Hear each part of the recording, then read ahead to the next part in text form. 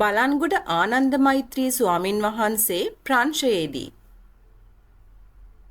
මම ප්‍රංශයේ දේශනයකට ගිය වෙලාවේ ඒ රටේ උදවිය පුනරුත්පත්තිය අන්තරාභවයේ කර්මය හා විපාකාදී ධර්මයන් ගැන ප්‍රශ්න කළා.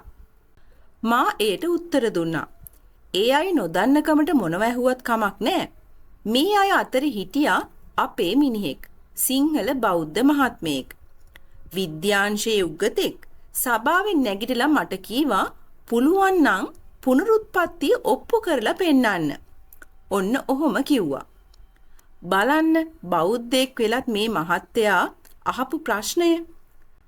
පෙර ආත්මය ගැන කියන කතාවල් ධර්මය ඇර මම මේ සභාවේ මොනවයින් ඔප්පු කරලා පෙන්නන්නද?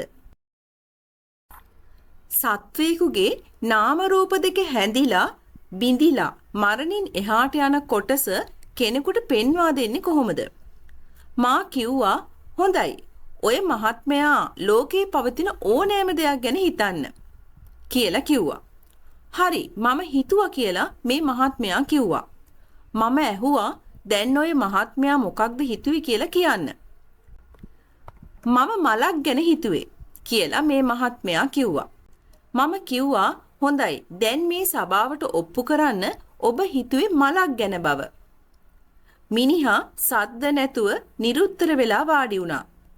මුළු සභාවම hina වෙන්න පටන් ගත්තා.